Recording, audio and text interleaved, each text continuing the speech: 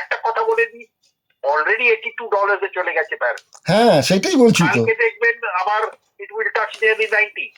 আমাদের মানে rupee has already touch the 100 rupee 100। তো এই জন্য কিছু তো মার্জিনাল থাকবেই, আর লোকেরা এখন তো বুঝছে, and that the government will be able to make the people understand also কি এটা কিছু দিনের জন্য তোমাদের সইতে হবে, আর তারপরে জিনিসটা নর্মাল হয়ে যাবে। আমরা চেষ্টা করছি, and we are in a good position to navigate this. Only thing is কি এখন আমাদের এখানে দেখুন, শিয়ারা, লখনৌতে, শ্রীনগরে, আজমেরে সব জায়গায় কিন্তু রাস্তায় বেরিয়েছে, কর্ণাটকে কর্ণাটকে, কিন্তু ওরা কিন্তু লাফালাফি করে এদিকে ওদিকে ভাঙচুর করে না। It is a quiet and subdued, and government has allowed this to happen. তো আমার মনে হয় the Modi and his government will be able to navigate this in a manner কি এত চাপ আমরা যে মানে ভাবছি সেটা হয়তো হবে না। The information provided by the speaker, presenter on the IDSC platform is for general information purposes only.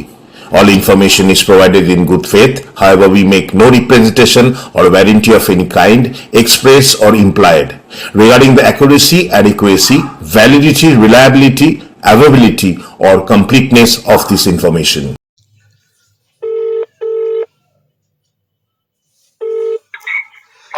Hello, brigadier Mukherjee, আমি দিগদর্শন থেকে সুজিত বলছিলাম। হ্যাঁ সুজিত বলো। নমস্কার, ভালো আছেন তো? ভালো আছি ভাই। বাস ভালো থাকাটাই দরকার এখন, চারিদিকে যা অবস্থা। আপনার শরণাপন্ন হলাম এই জন্যই যে এই মুহূর্তে প্রত্যেক মানুষের একটা জিজ্ঞাসা এসে গেছে। একদিকে রাশিয়া ইউক্রেন চলছে, অন্যদিকে পাকিস্তান আফগানিস্তান, তার মধ্যে আমেরিকা ইসরায়েলের যৌথ আক্রমণ ইরানের প্রতি। সলতে পাকানো অনেক দিন ধরেই হচ্ছিল, কিন্তু সেটা যে রাতারাতি এরকম জায়গায় দাঁড়াবে এবং কয়েক ঘন্টার মধ্যে ওস্তাদের শেষ রাত্রে ওস্তাদের মার এইরকমভাবে হিসেবে খোমেনিকে যে মেরে ফেলতে পারবে, এই ব্যাপারটা এত তাড়াতাড়ি এত সহজে হবে আমরা ইরান সম্বন্ধে যেটুকু জানতাম তাতে তো মনে হচ্ছে অবিশ্বাস্য একটা ব্যাপার। এবং যখন আমেরিকা ঘোষণা করলো বা ইসরায়েলের যিনি কর্ণধার তিনি বললেন, তখনও বিশ্বাস হচ্ছিল না। পরবর্তীকালে যখন সেটা ইরানের টেলিভিশন চ্যানেল থেকে স্বীকার করে নেওয়া হলো এবং 40 দিনের শোক দিবস পালনের কথা জানিয়ে দেওয়া হলো, তখন আমরা মানে কথাটার সত্যতা নিয়ে একটু অবাকই হয়ে গিয়েছিলাম। আপনি এই যুদ্ধে এই অপারেশনটাকে কিভাবে দেখছেন অ্যাজ এ ব্রিগেডিয়ার? আমি প্রথম বলবো যে কি এই যে যুদ্ধটা বাঁধলো এটার মেন কজ কিন্তু আমি এটা আমার নিজের 100 বার মানে ব্যক্তিগত হ্যাঁ কি এইটা হলো ইসরায়েল স্পেশালি নেতানিয়াহু হ্যাঁ ওর ইনস্টিগেশনে বারবার গিয়ে খালি ট্রাম্পের কাছে একটাই কান্না কাঁদতো কি যতই এখানে গাজাতে আমরা যা কিছু করছি, কত পিস অ্যাকর্ড, কত পিস বোর্ড টোর্ড তৈরি করছো, এইখানে যতক্ষণ ইরানকে আমরা সাবজুগেট না করে নেব, রেজিম চেঞ্জ না হবে, আর ওদের যে capacity to build a nuclear program, একটা নিউক্লিয়ার ওয়েপন, এইগুলো শেষ যদি আমরা না করতে পারি তো এখানে মিডল ইস্টে কোনো সময় পিস আসবে না। এইটাকে he has been able to convince not only Trump but the government of USA. এই জন্য এটা এর একটা পাস্ট হিস্ট্রি আছে।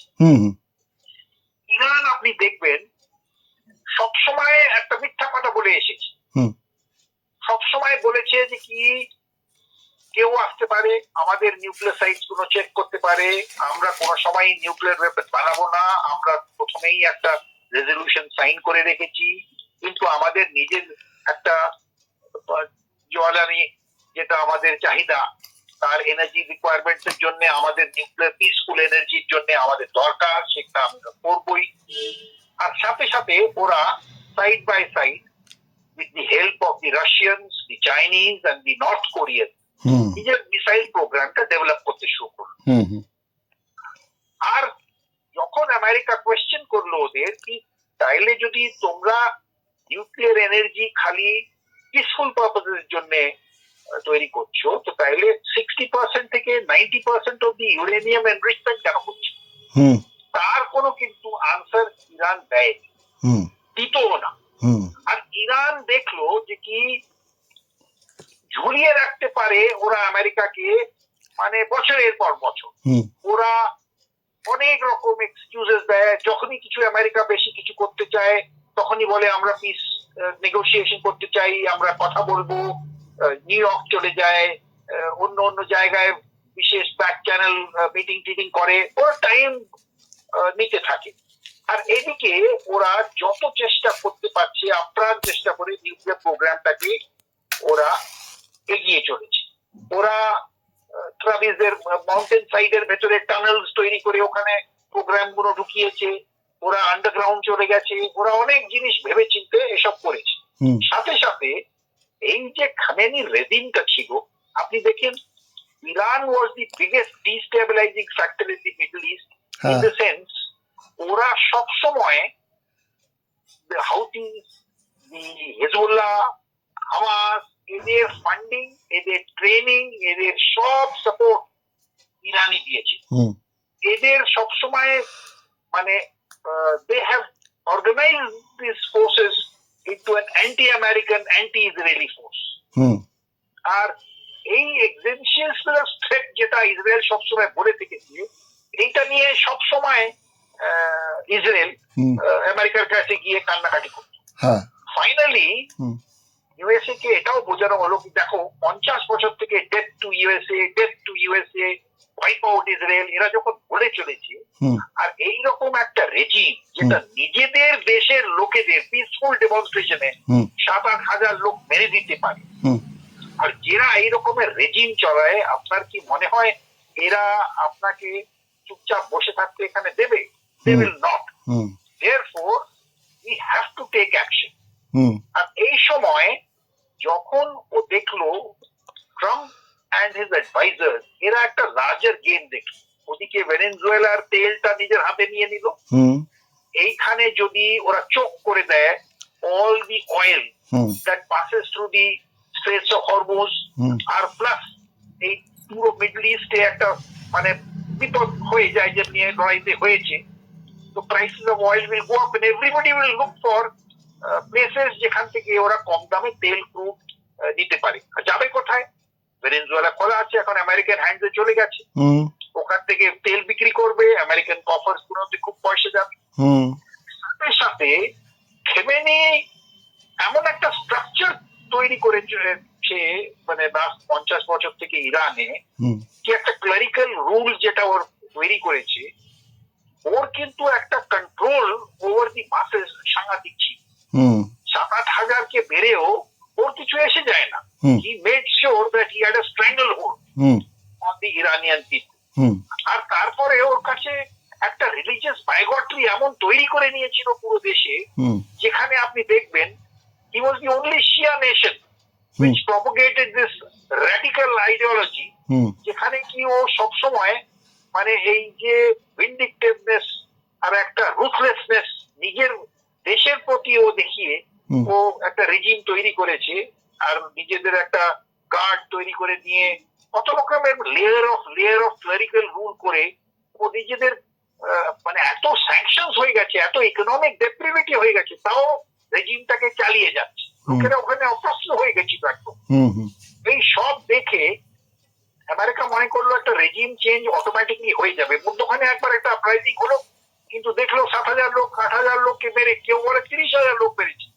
এখন ফিগার্স তো কোনো সময় এইসব বের হয়ে না, তাও এইসব দেখে মনে হলো between Israel and USA and their partners, আর এর ভেতরে সব মিডল ইস্ট কেও কিন্তু বাই এন্ড লার্জ ওরা সাউন্ড করে নিয়েছিল কি দেখো we will try and do something. এরা যদি না মানে আবার এদের ইরান ঝুলাতে শুরু করলো, রোজ নেগোসিয়েশন করবো আমরা, আচ্ছা বসছি দেখছি, কিন্তু they were not willing to give ইট।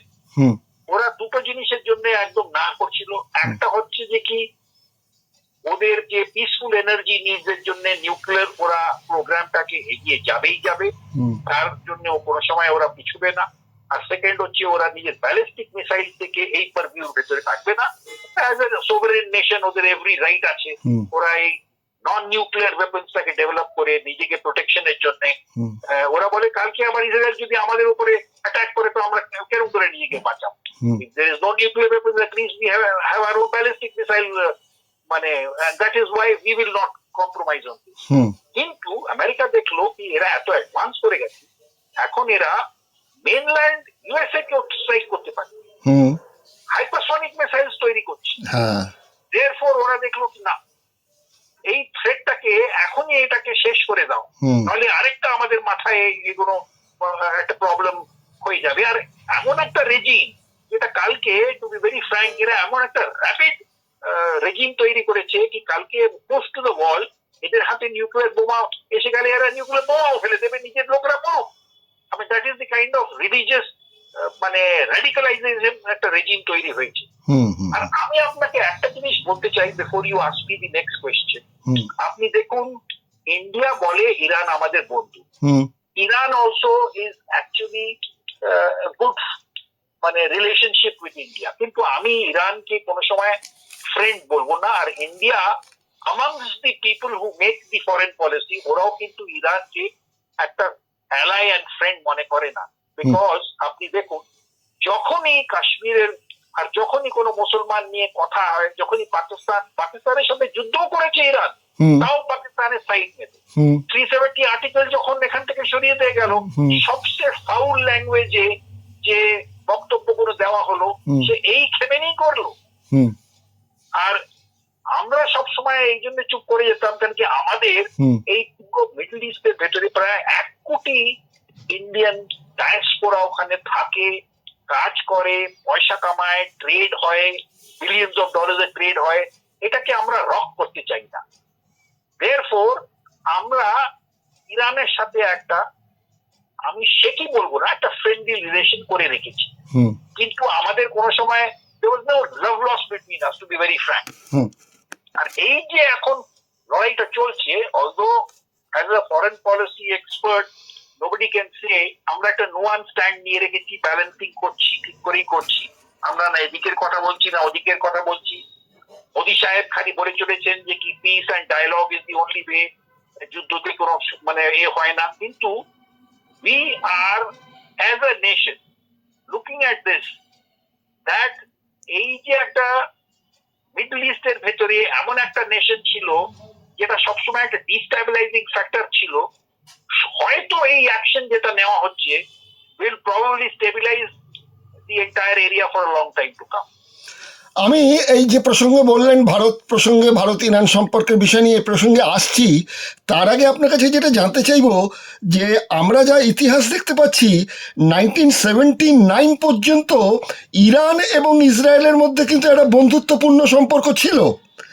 তারপরেও আমরা দেখতে পাচ্ছি এখনো পর্যন্ত ইরানে প্রায় 20,000 মতন ইহুদি এখনো আছেন ওখানেতে।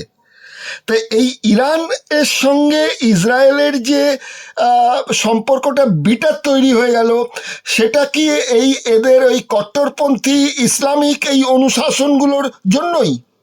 এক্স্যাক্টলি, যখন পেহলভি ওখানে রাজত্ব করতো, as the Pahlavi dynasty was very friendly with Israel, ওই সময়ে যে রেজিমটা ইউএস এর সাথে রিলেশনশিপ খুব ভালো ছিল, ওদের একটা মডারেট ভেরি লিবারেল আউটলুক ছিল, ওদের মহিলারা হট প্যান্টসও পরতো, ওরা মানে কি বলে লিপস্টিকও লাগাতো, ওরা কোনো সময় হিজাব আর বুরকা কোনো সময় ইউজ করতো না, পড়াশুনো খেলাধুলো সবই করেছে, খেলাধুলো করতো, ওদের সিনেমা ওদের আর্ট কালচার সবই খুব মানে রিচ ছিল, ওদের মেয়েরা ওপেনলি স্মোক করতো। It was a liberal European kind of western kind of orientation and society.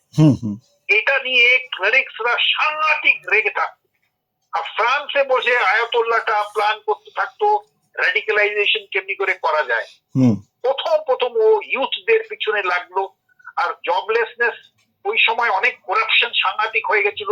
US যেখানে বেশি করে ঢুকে যায়, যেমনি কিউবাতে ঢুকেছিল, অন্য জায়গায় ঢুকেছিল, করাপশন কিন্তু ফলো করে সাংঘাতিক ভাবে, মানে নোটোরিয়াস ইন দ্যাট ম্যানার। তো ওই ডিজেনারেশন এমন হয়ে গেছিল কি ওখানে ক্লারিক্সরা দেখলো একটা ভ্যাকুয়াম তৈরি হয়ে গেছে, আর ওই সময় যখন পাওয়ার সিজ করলো তখন ওরা আদার এক্সট্রিমে চলে গেল। এখানে এখন যদি কেউ একটা হিজাব না পড়ে যায়, ওই যে মেয়েটাকে মারলো একটা মানে রেলওয়ে স্টেশনে মেরে ফেললো just because she was not wearing a hijab, আপনি বুঝেই দেখতে পারেন যে কেমনি করে whole thing swung to the other side. তো এই জন্যে তখন থেকে ওরা মানে পুরো মিডল ইস্টটাকে they saw this as their playground for মানে ইসরায়েলকে কেমনি করে ওরা ওখান থেকে তাড়াতে পারে। And they created these Hamas, these Houthis, these Hezbollah, এইসব তৈরি করে এদের ফান্ডিং টান্ডিং করে করে এর ভেতরে কিন্তু যে শিয়া সুন্নি এরা আমি দেখেছি ইন দ্য লার্জার কনস্পিরেসি মুসলিম উম্মা কিন্তু ইউনাইট করে যায়, তখন শিয়া সুন্নি সব ভুলে যায় এরা। কিন্তু আরেকটা জিনিস আমি দেখেছি এখানে, এই যে যুদ্ধটা বাঁধলো আপনি দেখলেন, ইরান কিন্তু নিশ্চয়ই বলে থাকবে নিজের বাকি এই যে এখানে নেশনস গুলো আছে কি দেখো যদি আমেরিকা আমার উপরে স্ট্রাইক করে, ইসরায়েল আমাদের উপরে স্ট্রাইক করে, আমি কিন্তু ওদের বেসেস দিয়ে স্ট্রাইক করব, আর ওই সময় পিন পয়েন্ট করে বেসেস দিয়ে করব, তোমরা কিন্তু ওই সময় বলো না কি আমাদের দেশের উপরে তোমরা অত্যাচার করে আমাদের এখানে তোমরা মারছো এই করছো। তাইলে আপনি দেখছেন কি ওরা কিন্তু কিছু মিউটেড কমেন্টস করেছে এখানে, কুয়েত, বাহরেইন, ইউএই সবাই কিন্তু চুপচাপ রয়েছে, এক একটা এদিকে ওদিকে কমেন্ট দিচ্ছে আমাদের, কিন্তু ইরান দেখিয়ে দিল তোমাদের আমেরিকা কোনো গ্যারান্টি দিতে পারলো না, তোমাদের কিন্তু সেভ করতে পারছে না। আর সাথে সাথে একটা জিনিস আপনি দেখবেন, এটা সবাই কিন্তু অবাক হয়ে যায় দেখে, the capability of Iran to absorb hardships. কত বছর থেকে স্যাংশন চলে যাচ্ছে, কত বছর থেকে খালি ড্রাই ফ্রুটস আর তেল বিক্রি করে নিজের কাজ চালাচ্ছে, কত বছরের রিপ্রেসিভ একটা রেজিম চালিয়ে যাচ্ছে, আর কতবার মার খাচ্ছে করছে, কোন সময় ইরাকের সাথে যুদ্ধ বাঁধছে, কোন সময় পাকিস্তানে ঝগড়া করছে, কিন্তু তাও মানে it is ready to fight USA, the super power in this planet. আর আমার মনে হয় না এত তাড়াতাড়ি এখানে কোনো রেজিম চেঞ্জ হবেও না। আপনি তো দেখছেন ইস্পাহানে আর তেহরানে লাখে লাখে লোক রাস্তায় বেরিয়ে এখন মানে they have stood by their flag. Khamenei মরুক কে না মরুক মানে অনেক আছে ওখানেও যারা বলছে ডেথ টু খামেনি, খুব ভালো হাসে মানে লাপাচ্ছে ডান্স করছে, সেটা ঠিক আছে, কিন্তু by and large they have stood by the flag and there will be no regime change. Eventually এই 2-3 উইক এটা যে কত ড্যামেজ হবে এটা আমরা এখন প্রেডিক্ট করতে পারছি না। আমার খালি একটা লার্জার ইস্যু হলো, আপনি দেখুন all these other nations যারা বড় বড় কথা বলে, they turned out to be paper tigers। আজকে চায়না কি করছে, চুপ করে বাইরে বসে আছে, it doesn't know what to do, helpless একদম। ওর তেল সব সময় ওখান থেকে আসতো, but it does not know how to react। আর জানে কি এই সময় যদি it jumps into the fray, apart from providing some হয়তো technical intelligence or military intelligence or some arms and ammunition, আর কিছু করতে পারছে না। রাশিয়া ওদিকে এমন করে এমব্রয়েড হয়ে আছে ইউক্রেনের সাথে, Russia is fighting 28 nations of the NATO. তো এইখানে America is taking this opportunity, it is like আর ইসরায়েল এটাকে এমন পেনিট্রেট মোসাদ করে রেখেছে, দে নিউ এভরিথিং, কোথায় খামেনি, কোন সময়ে কে কোথায় যাচ্ছে, মোসাদ হ্যাজ ড্রিভেন ইন। আর এটা তো বোঝাই যাচ্ছে কি within Iran, within the structure created by Khamenei, এদের ভেতরেও অনেকগুলোকে কিন্তু ইসরায়েল আর ইউএস ইন্টেলিজেন্স ফোর্সেস কিনে নিয়েছে। And therefore this allowed them the right opportunity. In fact, এটা হয়তো তেহরান থেকেই প্রথম ইনফরমেশন দেওয়া হয়েছে ইসরায়েলকে আর তারপরে ইউএসএ কে কি এটা গোল্ডেন অপরচুনিটি, এখন আপনারা করুন যাতে করতে হবে।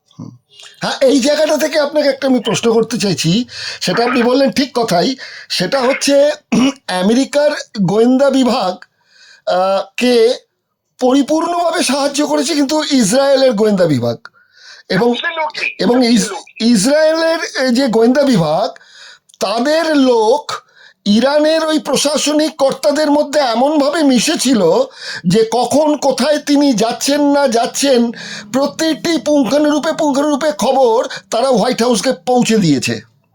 যার জন্য হোয়াইট হাউসের বোধহয় সুবিধে হয়ে গেছে এই রাতারাতি গিয়ে স্পটটাকে খুঁজে নিয়ে সেখানে গিয়ে তাকে মেরে দেওয়া। মানে আগে থেকে এত পরিকল্পনার যদি ঠিক না হতো, খবরটা যদি ঠিক মতনভাবে ইসরায়েলের গোয়েন্দা বিভাগ না দিত, তাহলে বোধহয় এত সহজে ইরানে খোমেনিকে মারাটা হয়তো সম্ভব হতো না, নাকি আপনি কি বলেন? অ্যাবসলিউটলি, আমি 100% আপনি যা বলছেন তার সাথে এগ্রি করছি। আর আরেকটা জিনিস দেখুন, 1 ঘন্টা আগে এখন নিউজ ফ্ল্যাশ করলো কি on 10 point information which is provided by Mossad, every tunnel যেখান থেকে এরা ওই সার্ভিস এলাকাতে পুরো মিসাইল গুলো ঢুকিয়ে রেখেছিল, 10 পয়েন্ট বম্বিং করে সব বন্ধ করে দিয়েছে। তারপরে আপনি বুঝেই থাকতে পারেন, but let me be very clear, এরা যতই কিছু করুক, the capacity of this regime এখন radicalized হয়ে আছে। এরা কিন্তু অ্যাবজর্ব করবে প্রায় আজকে 3-4 উইক, 4-5 উইক এরা চালাবে। এদের অনেক বিশ্বাস আছে সব জায়গায়, মানে all the eggs are not in one basket. এরা they will continue to, একবার যদি একটা এয়ারক্রাফট ক্যারিয়ার সিঙ্ক করতে পারে, একটা যদি কোনো বড় শিপ এদের ডিস্ট্রয় করে নিতে পারে ইউএসএ, লুক এট দিস, মানে face saving that the Americans will have to do. হাজার হাজার সৈনিকের মানে life will be put in danger. তো এই জন্যে Americans R now, I mean, they are also as scared. It is not that they are, Iran is a pushover. হ্যাঁ, বলছে তো যে আমেরিকার প্রায় 5,000 সৈন্য এখন পর্যন্ত মারা গেছে। হ্যাঁ, অনেক বলছে যে কি কত রকমের ইনজারি হয়েছে। আজকে তো মানে United States is denying, but the Abraham Lincoln has been hit 30 missile. আমি ইরান ক্লেম করছে কি আমরা 4টা হিট পেয়েছি। অ্যান্ড অনেক মানে ওদের যে one of the major raiders ছিল আমেরিকার, যেটাকে ওরা $1.5 বিলিয়ন দিয়ে ওখানে সবসময় মানে দেয়ার আইজ টু দ্য স্কাই, ওটাকে তো ড্যামেজ করে ফিনিশ করে দিয়েছে।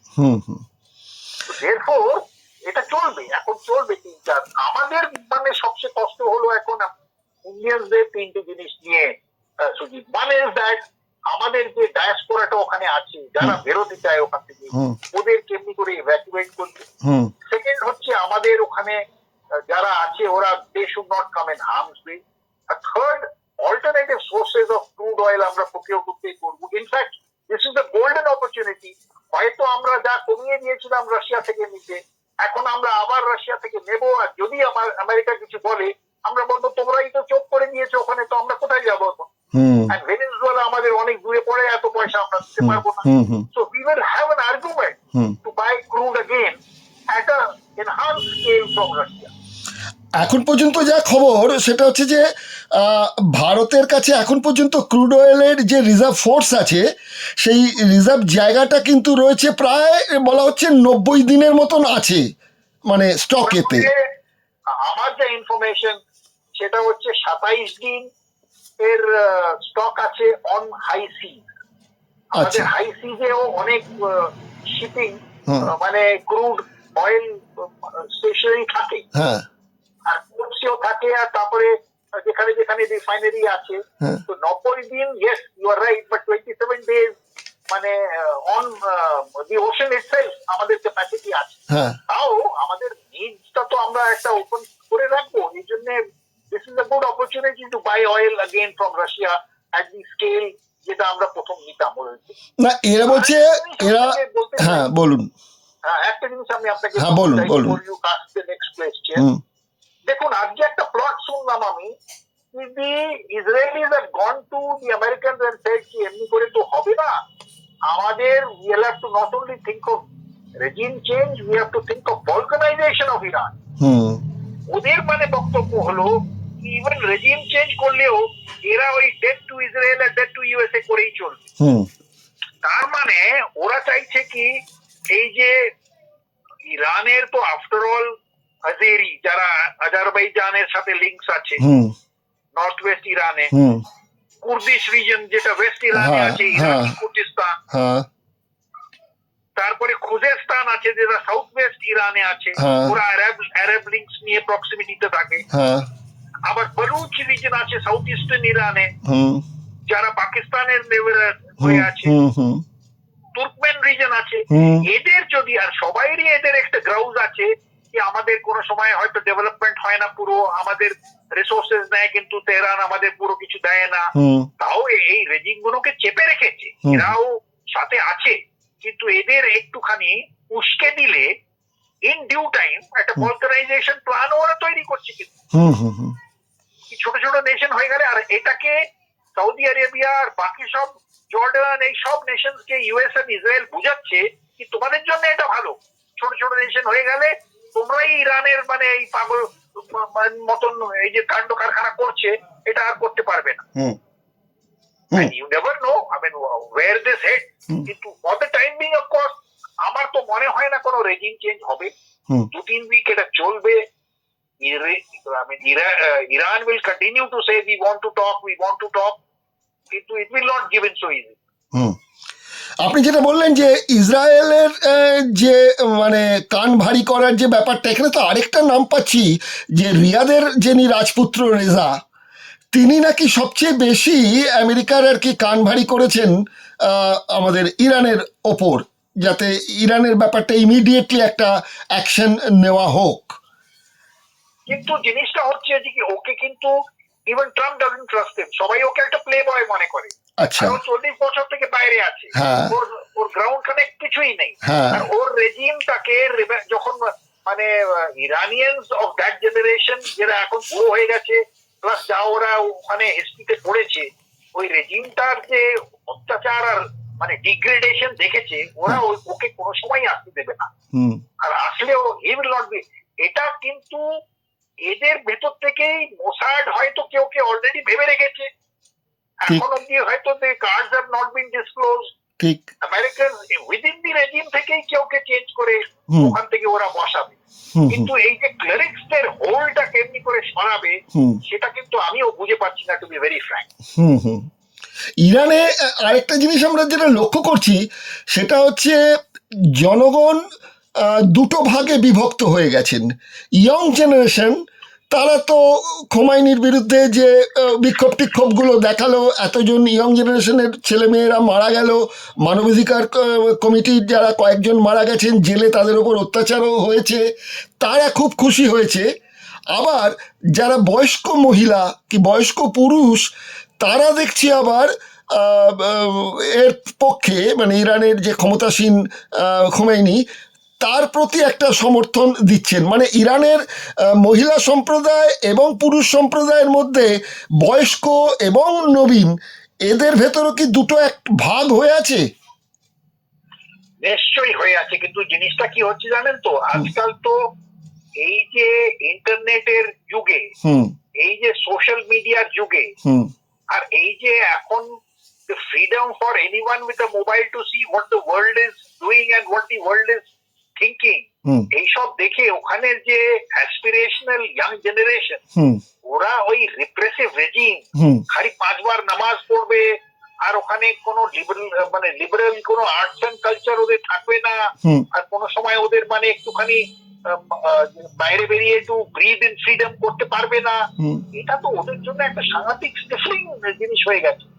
কিন্তু এদের মা বাবারা তো রেজিম চেঞ্জ করিয়েছিল, ওরা তো চাইছে কি Khamenei is giving them stability, তাও তো অ্যাটলিস্ট নেশনটাকে মানে এক করে রেখেছে। আর এই যে ছেলেগুলো এখন ওই পল্লবীর সময় সবাই ড্রাগ অ্যাডিক্ট হয়ে কত রকমের কাণ্ড কারখানা হতো, ট্রাফিকিং চলতো, চাইল্ড ট্রাফিকিং, উইমেন ট্রাফিকিং, ওই সময় তো সাংঘাতিক একটা ডিজেনারেশন। তো এইটা ওই মা বাবারা যারা পুরো এক বয়স্ক, ওরা শুনেছে, ওরা শুনেছে, ওরা ন্যাচারালি ক্লারিক্সদের দিকেই আছে। এদিকে আবার দেখছি যে ওয়াশিংটন পোস্ট তারা প্রায় প্রতিবেদন যেটা বার করছে সেটা হচ্ছে ইরানের মানুষ অপেক্ষা করছেন রেজাকে আবার নিয়ে এসে এখানে রাজতন্ত্র প্রতিষ্ঠা করার ব্যাপারে, এবং সে ব্যাপারে তারা আমেরিকার সাহায্য চাইছে। আমেরিকায় বিক্ষোভের সময় যখন পাশে থাকবো বলেও পাশে থাকলো না, সরে এলো, তখন সেই ইয়ং জেনারেশনরা বলতে শুরু করে দিল যে আমাদের সঙ্গে বিশ্বাসঘাতকতা করেছে আমেরিকা, কেন তখন দেরি করলো। এখন আবার তারা খুব খুশি হয়েছে যে যে না, যা হয়েছে ঠিক, আমাদের রাজতন্ত্রে ফিরে গেলেই আমরা আমাদের আবার সেই পুরনো ঐতিহ্যটা ফিরে পাবো। এটা কতটা ঠিক বলে মনে করছেন? আমি কিন্তু এই ন্যারেটিভটা বিশ্বাস করছি না, টু বি ভেরি ফ্র্যাঙ্ক। হ্যাঁ, আমারও তাই মনে হচ্ছে। আমারও মনে হয় যে কি এটা এখন আমেরিকা এই ন্যারেটিভটা বিল্ড করতে চায়, আউটসাইড হেল্প থেকে একটা রেজিম চেঞ্জ করবে, ওরা মনে করে যে কি। আর যদিও ধরে নেন বা এনি চান্স এরা পল্লবীকে ওখানে ইনস্টলও করতে পারে, I don't think so he will even last for 3 months. আপনি তো বলছেন যে রেজাকেও বিশ্বাস করে না, ট্রাম্প রেজাকে বিশ্বাস করছে না। হ্যাঁ, যে মানুষটা 40 বছর থেকে বাইরে আছে, ওর কোনো কানেক্ট নাই এখানে। যে বাংলাদেশে দেখুন রহমান ফিরে এসেছে 17 বছর পরে, but he was controlling the BNP party from there along with his mother, but the grassroots এর সাথে সবসময় যুক্ত ছিল। পল্লবীর কোনো there has been no connect, ও তো ওখানে পড়ে আছে আমেরিকান ওয়ে অফ লাইফ এর এনজয় করছে, আর ও একটা প্লে বয়, একটা মানে ওর প্রোফাইল ছিল। ওকে আমার মনে হয় না যে কি the right thinking Iranians will accept ইট।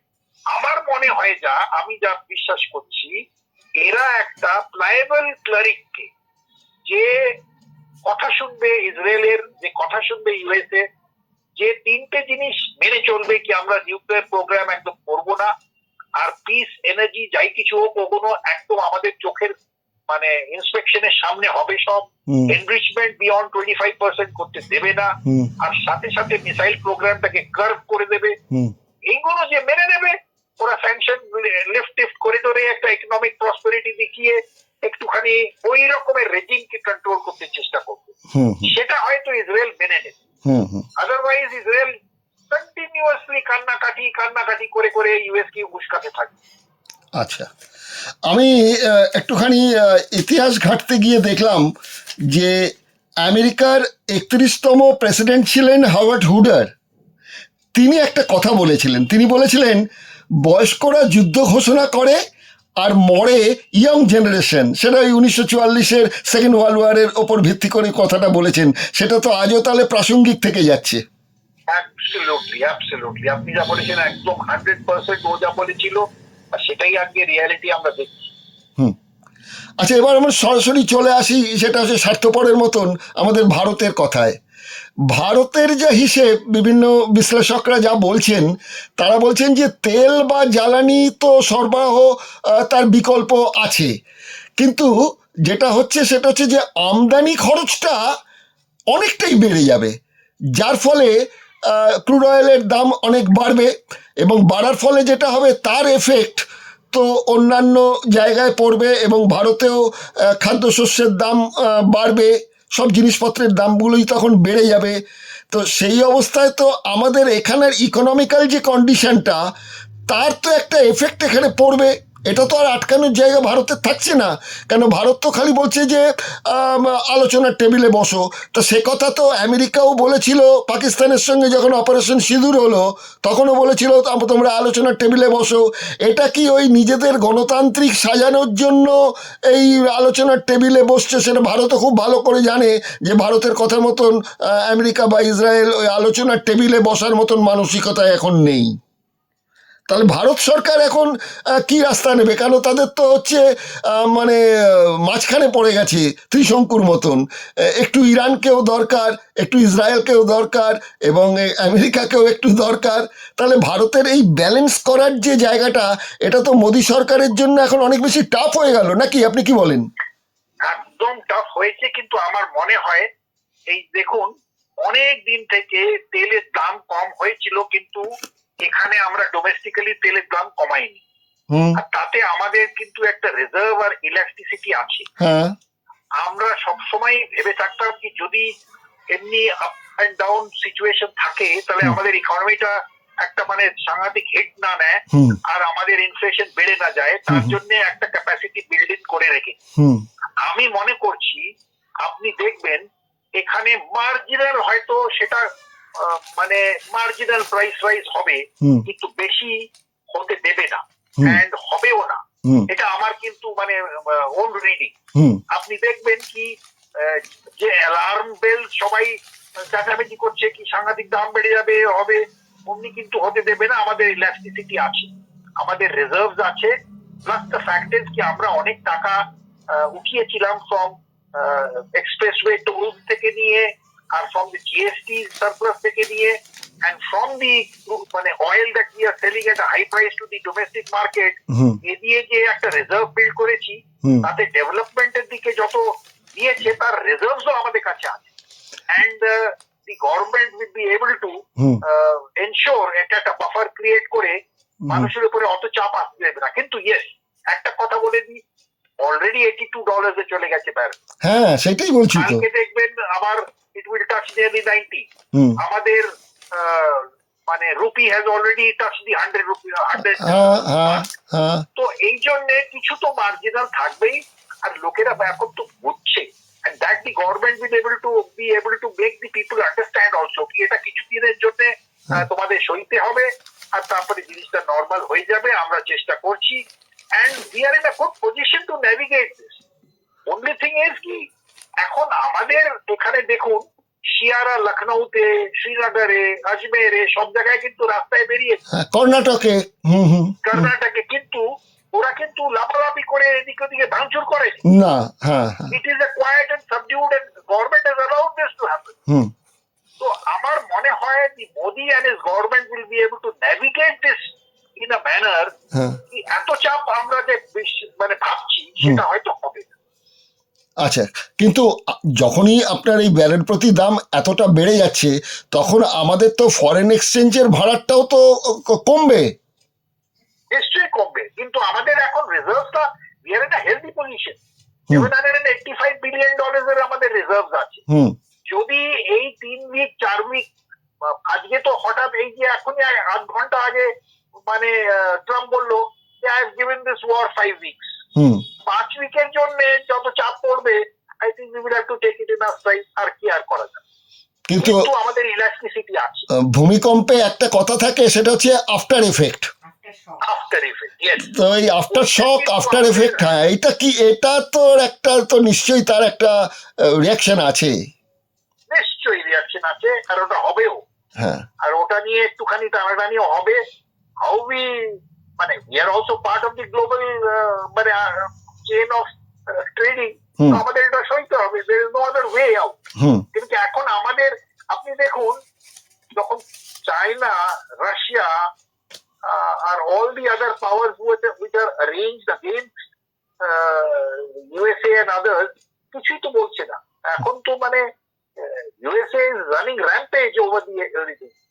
এক জায়গা থেকে প্রেসিডেন্টকে কিডন্যাপ করে নিয়ে আসছে, অন্য জায়গায় বোটসদের মানে হাই সিজে বোমবার্ড করে উড়িয়ে দিচ্ছে, এদিকে যখন চাচ্ছি তাকে বোমবার্ড করছে। আপনি বুঝে দেখুন, আই ডু নট নো, একটা পুশব্যাক। আজকে তো হঠাৎ ব্রিটিশ প্রাইম মিনিস্টার স্টেটমেন্ট দিয়েছিল, আমি নিজের বেসেসকে ইউজ করতে দেব না, Americans will not use our bases for their aerial war. তো আস্তে আস্তে একটা পুশব্যাক আসবে, but America with this man, মানে I do not think he will accept that. ও নিজের যা কিছু করছে করবে, ওর যে পোয়েট্রি ও বিল্ড আপ করেছে। এন্ড আমি আবার বলছি, এই যে রোজ কান্নাকাটি ইসরায়েল করে, it is making the Americans also nervous. আচ্ছা, আরেকটা কথা বলি আপনাকে, সেটা হচ্ছে যদি আমেরিকার ভেতরের দিকে তাকাই, তাহলে দেখতে পাচ্ছি এর আগে ডেমোক্রেটিক বা রিপাবলিক যারাই ক্ষমতায় থাকুক না কেন, এই ধরনের কোনো ঘটনা কিছু ঘটলে, সেটা আমেরিকার ভেতরকার রাজনীতি হোক বা বহির্বিশ্বের রাজনীতি হোক, একে অপরের কিন্তু একটা বিক্ষোভের ব্যাপার থাকতো। আমরা কিন্তু এখানে ডেমোক্রেটিক দলের সেরকম বিক্ষোভ পাচ্ছি না, কিন্তু একটা জিনিস পাচ্ছি, সেটা হচ্ছে আমেরিকান কমিউনিস্ট পার্টি। এরা কিন্তু একসঙ্গে আমেরিকার ধরুন অ্যাটলান্টা বলুন, ক্যান্টিমোর বলুন, বোস্টন বলুন, শিকাগো বলুন, ডেনভার বলুন, লাস ভেগাস বলুন, লস অ্যাঞ্জেলস বলুন, মিয়ামি বলুন, প্রত্যেক জায়গায় কিন্তু ইয়ং জেনারেশনের একটা বড় দল লাল ঝান্ডার নিচে এসে তারা কিন্তু এই ট্রাম্প প্রশাসনের বিরুদ্ধে একটা জেনজিদের একটা কিন্তু বিরাট বিক্ষোভ তৈরি হচ্ছে। এবং কমিউনিস্ট পার্টি কিন্তু খুব ধীরে ধীরে হলেও এই যে বিক্ষোভে একসঙ্গে এতগুলো জায়গায় বিক্ষোভ সমাবেশ করছে, তাহলে তা আগের থেকে তো অনেক বেশি তাদের মানে প্রভাব কাজ করছে। ওখানকার নিউ জেনারেশন যারা মনে করে যে ওয়ার্ল্ডে আমাদের নিজেদের সুস্থ থাকতে গেলে, কাজকর্মের দিকে থাকতে গেলে প্রথমে শান্তিটা দরকার, সেটা ট্রাম্প নষ্ট করছে আমাদের শুধু। এই বিক্ষোভটা কি আমেরিকার কোনো এফেক্ট ফেলবে? আমি তো দেখছিলাম কি এই যে মিড টার্ম ইলেকশন যখন হবে, হ্যাঁ অলরেডি পিপল আর সেইং কি এইবার ট্রাম্প বিপদে পড়বে, আর সাথে সাথে Democrats will get their way in Congress and Senate, আর তারপরে ওকে হয়তো ইমপিচ করবার জন্য চেষ্টা করবে, হ্যাঁ এপস্টিন ফাইলসের আরো খুলাসা হবে। হ্যাঁ কিন্তু সবাই বলছে কি তাই জন্যই এই ইরান এর উপরে মানে ডাইভার্ট করবার জন্য attention and to get the lobbies back on steam, হ্যাঁ ট্রাম্প এন্ড হিজ অ্যাডভাইজার ওরা বলেছে যে কি এটা করো, নাহলে তুমি তো মানে মিড টার্মে তো একদম গেলে। এই জন্য ও এইগুলোকে তাড়াতাড়ি করলো। আর সেকেন্ডলি, আপনি যে বলছেন কমিউনিস্ট পার্টির জন্য, আমি আপনাকে বলে থাকি এটা আমার একদম পার্সোনাল বিলিফ, হ্যাঁ আমেরিকা কোনো সময়ে কমিউনিস্টদের রাইজ করতে দেবে না, একদম থ্রটল করতে। আমেরিকা জানে ও এই পজিশনে আজকে 200 বছর পরে পৌঁছেছে because of it capitalistic way of life. হ্যাঁ ওরা কোনো সময়ই কমিউনিস্টদের দাঁড়াতে দেবে না। হুম ওরা they will be more ruthless then even the মানে টিনামেন স্কোয়ার থেকেও রুথলেস হয়ে যাবে against those who are trying to make a communist comeback in America. এটা আমি বলে দিতে পারি। হুম কিন্তু ইয়ং জেনারেশনের মধ্যে যে এতগুলো আমেরিকার শহরগুলোতে গিয়ে তাদের যে এই সংগঠিত বিক্ষোভগুলো হচ্ছে, তাহলে ইয়ং জেনারেশনের তো একটা গ্রুপ তো ধীরে ধীরে প্রভাবিত হচ্ছে যে আমরা এই জিনিস চাইনি। ওদের ক্যারিয়ার শেষ করে দেবে সুজিত, আমি বলে দিচ্ছি। আচ্ছা They will be purged, they will be মানে haunted out like Charlie Chaplin. They will not be made to, ওদের তাড়িয়ে দেবে। America is very very clear in their mind कि communism will be the end of America. হুম ওদের বিশ্বাস এটা, হুম, এটা ওরা জানে capitalism has brought them where they are at the moment. Hmm And ওরা দুনিয়াকে দেখাচ্ছে কি দেখো আজকে চায়না কোথায় গেছে, because they have adopted the capitalist way of life. হুম আচ্ছা, এই যে কাগুজে বাঘ শব্দটা আপনি ব্যবহার করেছেন, তো এই শব্দটার উদ্গাতা তো মাও সেতুং নিজে। সেখানে দাঁড়িয়ে চীন এই মুহূর্তে যে ব্যাপারটা ফলো করছে, রাশিয়া ইউক্রেন নিয়ে ব্যস্ত রয়েছে। তা আগেরবারও আপনি সেই ভেঞ্জুয়েলার সময় বলেছিলেন যে চীন এখন পুরোপুরি ব্যবসায়িক মনোবৃত্তির জায়গায় চলে গেছে, তার নিজের স্বার্থটুকুর জায়গাটা সে আগে দেখতে চাইছে। কিন্তু এই স্বার্থগুলো দেখতে গিয়ে এতদিন যেটা বলা হতো যে ত্রিশক্তি, মানে ত্রিমূর্তি, ত্রিশক্তি, আমেরিকা, চীন অ্যান্ড রাশিয়া, তাহলে এই চীন রাশিয়া যদি এইরকমভাবে তাদের নিজেদের এক্সপোজ করে যে তারা কাগুজে বাঘ, তাহলে তাদের জন্য তো একটা ক্ষতিকারক দিক হবে ডমিনেট করার ব্যাপারে ওয়ার্ল্ড পলিটিক্সে। 79-এ ভিয়েতনামের ওয়ারের পরে Chinese are very very afraid of putting boots on the ground.